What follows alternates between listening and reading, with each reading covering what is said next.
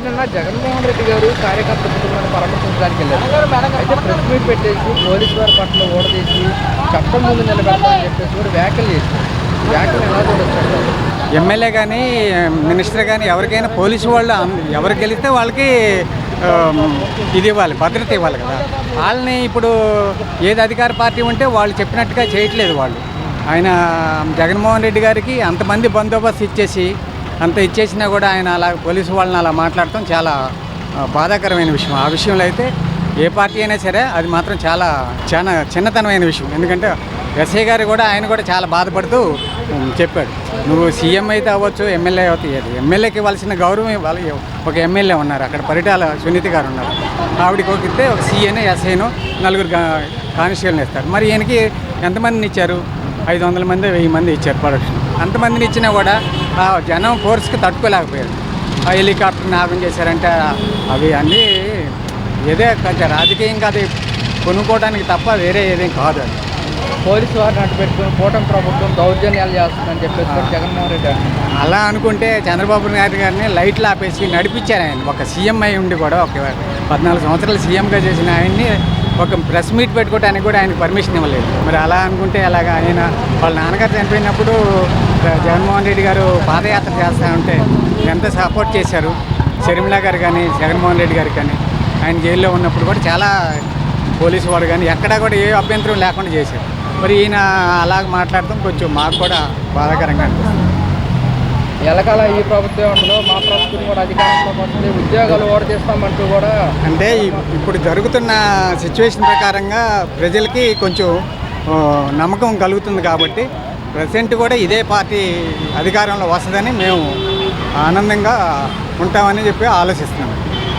YCP వాళ్ళు ఏమంటున్నారంటే భద్రత లోపం, పూర్తిగా భద్రత లోపం ఉంది, మాజీ సీఎం వస్తున్నా కానీ కనీసం ఏర్పాట్లు చేయట్లేదు అని చెప్పేసి కూడా. అది ప్రజలు ఆయన్ని చూడాలని అభిమానం మీద విపరీతంగా వచ్చారు కాబట్టి అంత ఫోర్స్ వచ్చింది కాబట్టి ఆయన మీద అభిమానం మీద అలా తోసుకున్నారు కాబట్టి భద్రతా లోపం కాదు అది.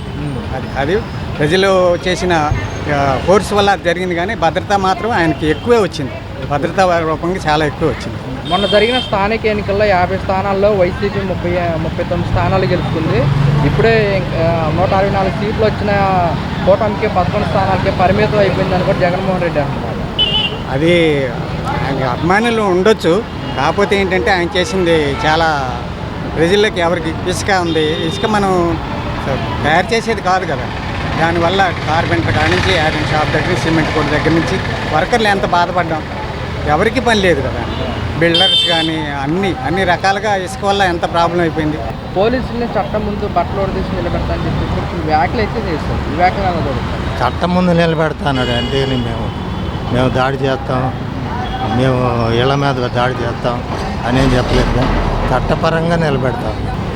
ఆయనకి సెక్యూరిటీ లేదు, రోప్ పార్టీ లేదు, హెలికాప్టర్ని చుట్టుముట్టారు. అసలు వాళ్ళ కార్యకర్తలు వస్తున్నారా, లేకపోతే బయట జనం వస్తున్నారా, లేకపోతే దౌర్జన్యం చేయడానికి వస్తున్నారా? ఒక విఐపి కదా ఆయన. రేపు ఇవాళ మీరుంటారు, రేపు ఇంకోళ్ళు ఉంటారు. ఎవరికైనా రక్షణ కల్పించాలి. ఎవరైనా ఒకటే, ఆయనైనా ఒకటే, ఈయనైనా ఒకటే, రక్షణ కల్పించాలి. ఈయనకంటే బాగా పనిచేయండి, పేరు తెచ్చుకోండి. సూపర్ 6 అన్నారు, సూపర్ ఫ్లాప్ అయిపోయింది, ఒక్కటి కూడా చేయట్లే. మొత్తం అమరావతి దగ్గర డబ్బులు పోగు చేసి పెడుతున్నారు. ఎవరికి హాస్పిటల్కి డబ్బు అన్నారు. వాళ్ళు నోటీసులు ఇచ్చేసి పూర్తిగా ఆపేశారు. మరి పేదవాళ్ళు ఎలా బతుకుతారండి కార్పొరేట్ హాస్పిటల్కి వెళ్ళి? ఆయన కూడా ఆలోచించి చేయాలి. కానీ పోలీసులు అడ్డు పెట్టుకుని కూటమి ప్రభుత్వం దౌర్జన్యం వాస్తవం, అది మాత్రం. నేనున్నాను, నేను వెళ్ళి ఏదన్నా కేసు పెట్టాను అనుకోండి, ఫలానా వాళ్ళు ఇలా కొట్టారని, వాళ్ళు టీడీపీ అయితే వాళ్ళని కూర్చోబెట్టి నన్ను తీసుకెళ్ళి లోనేస్తారు. ఆ పరిస్థితి అసలు చెప్పేదేముంది? జనాలకు కనపడుతుందిగా పక్కాగా. చెప్పేదేముంది చెప్పండి? ఇసుక మద్యం అయితే భయంకరం. ప్రతి సందులో గొంతులో రాత్రి 1 గంటలకు కూడా ఎక్కడ పడితే అక్కడ అమ్మేస్తున్నారు. దానికి విచ్చలవిడి. ఇక జనాల ఆరోగ్యాలు ఏమంటాయి? అసలు ఆరోగ్యశ్రీని ఏమి చేయట్లా. ఆరోగ్యశ్రీకి జనాలకి ఏం ఉపయోగపడకపోగా ఆరోగ్యాలు చెడగొట్టే కార్యక్రమం మందు పెట్టాడు ఫుల్గా. ఆ మందు సందుల్లో గొంతుల్లో రోడ్ల మీద కూర్చుని తాగి పడిపోతున్నారు. ఆరోగ్యాలు పాడైపోతాయి. ప్రజలకి, ముఖ్యంగా ప్రజలకి సంక్షేమము, ఆరోగ్యం కాపాడాలి. అవి లేకపోతే జనం ఏం చేస్తారు? ఆ డబ్బున్న వాళ్ళే కార్పొరేట్ హాస్పిటల్కి వెళ్ళి చూసుకోగలరు. మాబట్టి పేదవాళ్ళం ఏమి చూసుకోలేం కదా. మరి అది ఆలోచించాలి కదా. ఇసుక ఉంది, ఇసుక ఫ్రీ అన్నాడు, అది ఏమి లేదు. ఊకే విచ్చలవిడి దోపిడీ. ఎమ్మెల్యేలకి ఎవరికాడికి రీచ్లు అప్పచెప్పేశారు, వాళ్ళు ఇష్టం వచ్చినట్టు వాళ్ళు దోచుకున్నారు. ఈ పోలీసులు అన్నారని చెప్పడం ఇది కరెక్ట్ కాదు. పోలీసులు వాచ్మెన్ ఉద్యోగాలు చేస్తున్నారు, వాస్తవది.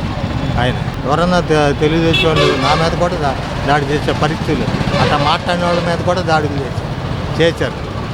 అందుకని ఆ టైం వచ్చినప్పుడు ప్రజలు తీర్పిస్తారు. ఇప్పుడు చెప్పి ఎందుకు వాళ్ళతో గొడవలు పట్టడం, లేకపోతే వాళ్ళతో కొట్టించుకోవటం ఇవన్నీ అని ఎవరికాళ్ళు ఆలోచిస్తారు. జగన్మోహన్ రెడ్డి గారు ఇదే అన్నారు, ఎల్లకాలం ఆ ప్రభుత్వమే ఉండదు. వాస్తవేగా ఆయన చెప్పేది ఏమన్నా మనకు తెలియదేంటి? ఎప్పుడు ఒకటే ప్రభుత్వం ఉండదుగా. ఇప్పుడు ఎండాకాలం వచ్చింది, మళ్ళీ వర్షాకాలం కూడా వస్తుందిగా, అటు ఇటు ఉంటాయిగా. కాబట్టి అసలు అలా కాదు. ఆడు తప్పు చేసి, ఈయన 40 సంవత్సరాల ఇండస్ట్రీ అనుభవజ్ఞుడు, ఆయన తప్పు చేశాడు. ఆయన తప్పు చేస్తే నువ్వెందుకు తప్పు చేయాలి? నువ్వు మంచి చేసి జగన్ పేరు జనం మర్చిపోయేట్టు చెయ్యి. అంటే నువ్వు మంచి పనులు చేస్తే జగన్ మర్చిపోతారు. అది చేయాలి. కానీ మనకు చేతికి వచ్చిందని ఇష్టం వచ్చినట్టు ఇళ్ళ మీద పడి దోపిడీ చేసి చంపేస్తే ఎంతమందిని చేస్తారు? అన్యాయం కదా. అది ఎంత మట్టుకు కరెక్ట్ ఉంటుంది? అది చేయకూడదు. జగన్ గారు సంక్షేమ పథకాలు చేశారు, మీరు డబల్ చేయండి, సూపర్ 6 చేయండి, మీ పేరు తెచ్చుకోండి. దీని పేరు జనం మర్చిపోతారు, మీ వెనకాల పడతారు. ఈ పార్టీ బాగాలేదని ఆ పార్టీ బాగాలేదని ఈ పార్టీ మాట్లాడడం తప్పించి ఎవరు వచ్చినా మా బతుకు మనం కష్టపడిన వాళ్ళకి ఎవరికి అలా అదే జరిగింది. ఈసారి మా ప్రభుత్వం అధికారంలోకి వస్తుందని జగన్మోహన్ రెడ్డి గారు తెలుగుదేశం ప్రభుత్వం కానీ ఒక న్యాయానికే కానీ దేనికైనా సరే ఇమ్యూనికేటివ్ సెటిల్ అవుతుంది. అదే అతని ప్రభుత్వంలోనైతే మనకి ఏది గత ప్రభుత్వం కంటే ప్రభుత్వం మెరుగానే చాలా రైతు. కొంతమంది పథకాలు ఏమి రావట్లేదు, గతంలోనే పథకాలు అంటే ఇప్పుడు చాలా అప్పులు చేసి వెళ్ళిపోయారు. అప్పులు చేసి వెళ్ళిపోయిన తర్వాత ఇప్పుడు జనాభాని మామూలుగా కింద మీద చూసుకొని వస్తున్నారా. మొన్న వరదలు వచ్చినాయి, ఆ అద్దెకొని ఆపు చేసి జనాభాకి మేలు చేసింది ఎవరన్నా అది ఆలోచించాలి. బళ్ళుకే కానీ ఏట్లకైనా సరే ఇచ్చారు, డబ్బులు వేసారు. మరి ఆ డబ్బులు కూడా రాలేదు మాకు. అవునా, ఇప్పుడు అడ్రస్లు తేడా పెట్టుకొని ఎక్కడెక్కడ ఇవ్వని అంటే ఎవరు ఇచ్చేస్తారన్న. ఇప్పుడు ఉండే శాస్త్రంగా ఉన్న ఏరియాలోనైతే చెప్పగలం. కానీ మీరు బయట ఊర్లో ఉన్నారు, బయట ఊరు నుంచి వస్తున్నారు, వాళ్ళు 1 నెల ఉంటున్నారు, 2 నెలలు ఉంటున్నారు, వాళ్ళు బొల్లు అవి కొనుక్కుంటున్నారు, అవి పెట్టేస్తున్నారు. వాళ్ళ ఆధార్ కార్డులు అవన్నీ అక్కడ ఉంటున్నాయి. ఇక్కడ ఏంటి ఎలాగిస్తారన్న? సార్ నిన్న జగన్మోహన్ రెడ్డి గారు కార్యకర్త కుటుంబాన్ని పరామర్శించడానికి వెళ్ళారు. అయితే అక్కడ అది మనుషుల్లో ఉండాలండి ఆలోచన. ఆయన మాట్లాడింది రాగానే మనుషులందరూ తెలుసు, వాళ్ళకు ఉండాలి. దీంట్లో ఎవడో చెప్పాల్సిన అవసరం లేదు. మీ నాన్నగారు ఉన్నారా అనేదానికనే మీ అబ్బ ఉన్నాడు అనేదానికి తేడా ఉందిగా, అంత తేడా ఉంది ఇద్దరికి. పోలీసు వారిని అడ్డు పెట్టుకొని కూటమి ప్రభుత్వం దౌర్జన్యాలు చేస్తున్నందుకు కూడా జగన్మోహన్ రెడ్డి గారు అంటున్నారు. పోలీసులు ఏం చేస్తారండి? ఇప్పుడు నీ మీదకి 10 మంది తోసుకొస్తారు, ఏం చేస్తారు? పోలీసులు మీ మీద 10 మంది తోసుకొస్తారండి, వాళ్ళు మాత్రం ఏం చేస్తారు? అంటే కూటమి ప్రభుత్వం వీరిని అడ్డు పెట్టుకుని దౌర్జన్యాలు చేస్తారు. ఏం లేదు, అవన్నీ ఒట్టి మాటలు, పనికి మాలిన మాటలు. అది ఆ ఎల్లకాలం ఈ ప్రభుత్వమే ఉండదు, మా ప్రభుత్వం అదే ఎల్లకాలం కాదు. ఇంకోసారి ఆయన ఈ సినిమా కూడా లేదు. అది మొన్న జరిగిన స్థానిక ఎన్నికల్లో 50 స్థానాలు కానీ 39 స్థానాలు వైసీపీ కైవసం చేస్తున్నారు అంటూ ఉంటారు. అవన్నీ మామూలే. ఇక ముందైతే అసలు సినిమా లేదు, అది 100% రాసేసుకోవచ్చు. నెక్స్ట్ ఎలక్షన్కి డిపాజిట్లు కూడా రావు. టీడీపీకి ఒక సీట్కి పరిమితం చేస్తాను. నెక్స్ట్ ఎలక్షన్లకి 11 సీట్లు కూడా ఉండవు. అది ఇది మీరు కరెక్ట్గా రిలే చేయండి, ఏం పర్వాలా.